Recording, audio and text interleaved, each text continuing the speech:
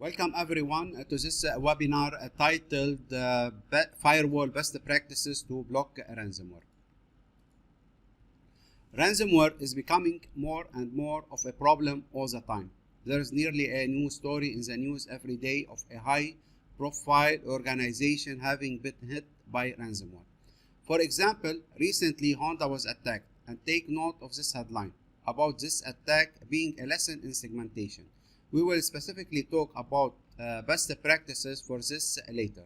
And of course, smaller organizations are getting hit just as often, but that doesn't make the news. In fact, no organization or size is immune. According to our extensive survey data conducted through an independent research firm, approximately half of organizations got hit by ransomware last year. And it doesn't really matter what size or what vertical your company is in. It's basically a coin toss if your organization is going to be targeted. But fortunately, there is a lot you can do to make your organization less appealing as a target, if not impossible to victimize. And that's what we are going to talk about today. As you can see from the survey responses in this table on attack entry points, ransomware most often gets into an organization through an email attack, or a file with a malicious link or content, or through attacks on exposed servers. On one hand, this is sad news, because that means that 84% of ransomware attacks are completely preventable. The good news is that 84% of attacks are preventable, which is the topic of this session today. To better understand how to prevent attacks, we need to understand how they work. Typical ransomware attacks are highly complex. They often start with a spam email containing a malicious attachment or a phishing attack. They may phish for credentials or use malware to steal some credentials, and then they will use those to escalate privileges to create a new admin account that will allow them better access and options to disable or bypass security.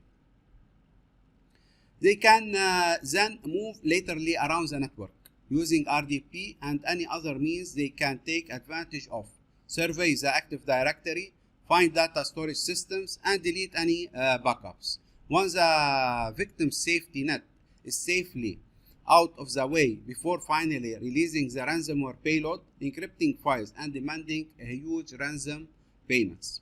Let us go through this in a bit more detail, step by step. The first step is to get on your network. This can happen in a few ways, either by directly brute force hacking on exposed system, by using a malicious file downloaded by a user or in a spam email to get foothold, or through a phishing attack to steal credentials and plant malware. The key objective is to get some credentials, either by getting them from a user directly, brute force guessing, or through planning malware that can scrap credentials out of running systems. At some point in the attack, the hacker will access the cybersecurity solutions in place and do what they can to disable it, perhaps even restarting a system in safe mode to ensure they remain undetected. After that, the main objective becomes one of network reconnaissance, where they are probing the network, determining what systems are there, and using network scanning tools and exploits to identify Active Directory and data storage systems they can leverage.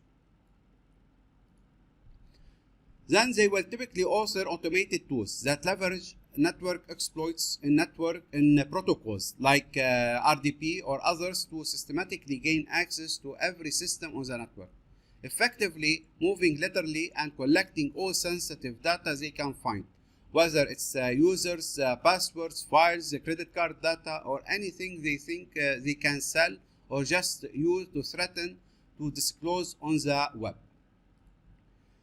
As that potentially useful data is then exfiltrated from your network to their cloud servers for later use. If they find your online backups, they will be sure to destroy those so they can possibly recover from the coming ransomware attack and are forced to pay the ransom. At that point, they have everything they need to deploy the ransomware, which will quickly encrypt all the data on all systems on the network. So what can you do to minimize the risk of this happening to your organization? What are some network security best practices to follow?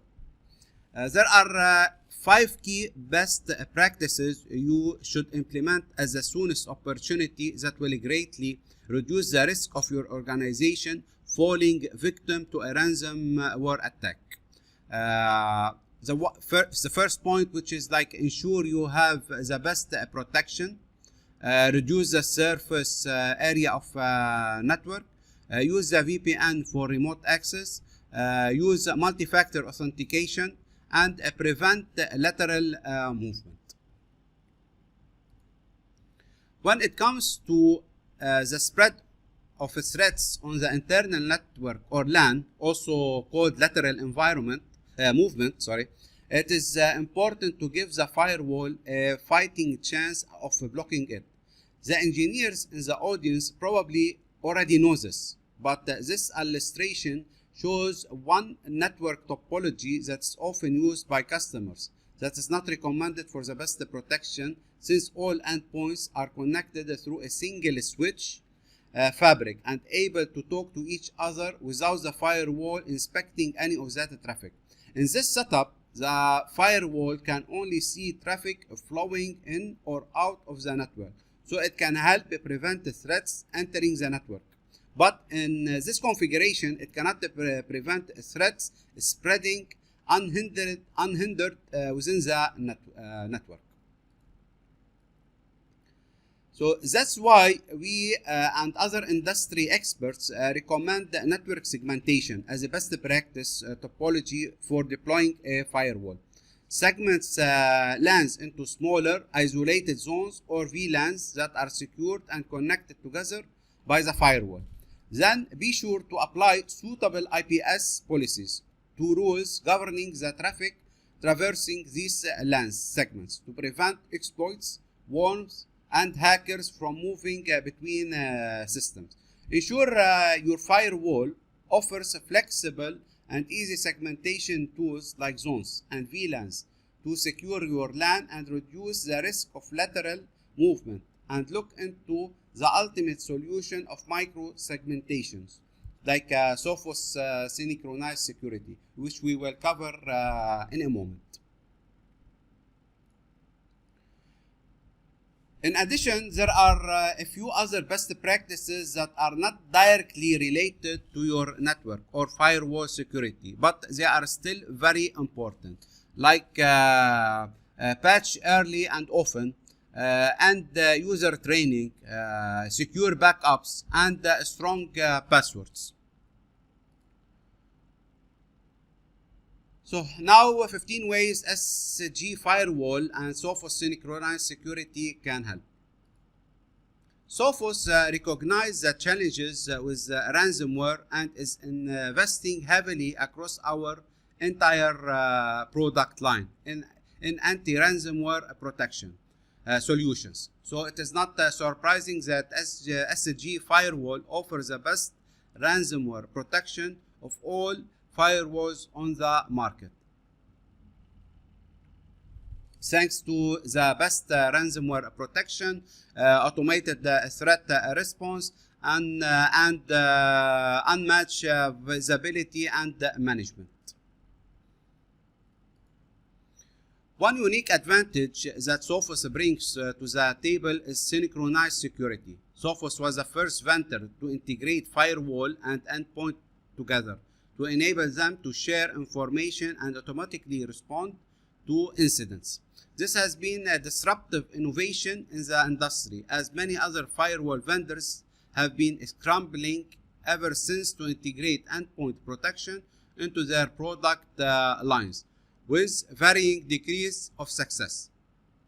No one can match the simplicity, elegance, and rich features that Sophos Synchronized Security delivers. All you need to make this work is SG Firewall and the leading Intercept X, our MTR service. And it's all managed by Sophos Central for free. And all the protection and threat intelligence comes from Sophos Labs. Let us now have a look at how SG Firewall and Synchronized security can help with a ransomware attack. The first way Sophos can help, whether you use email protection integrated into the firewall or our cloud-based email protection, is that it will identify and stop malicious spam and phishing attacks before they got to your user's inbox. And equally importantly, we also offer an end-user phishing attack training solution that allow you to ensure your users know how to identify a phishing attack. Security heartbeat is a continuous flow of threat, health, and security information between Sophos products. If a product is healthy, it has a green heartbeat status. Conversely, if it is unhealthy, it shows red or orange depending on the issue. If Intercept X detects a threat, it will automatically communicate to the firewall, which will flag its heartbeat status as red.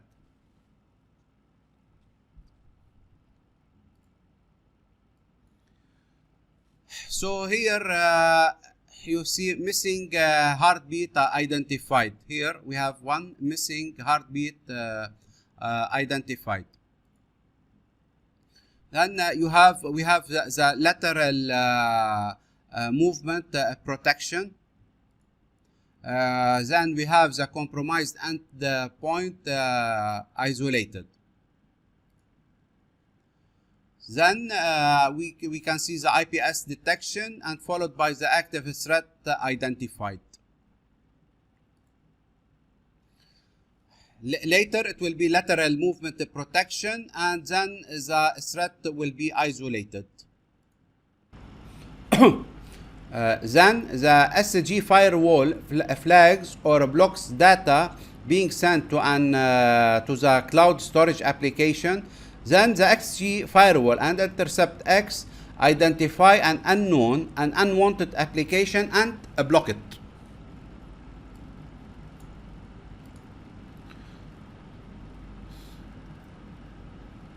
Now let us summarize everything we have just covered. There are 5 key best practices you should implement as the soonest opportunity that will greatly reduce the risk of your organization falling victim to a ransomware attack. The first one, ensure you have the best protection. Second one, reduce the surface area of attack. Third one, use VPN for remote access.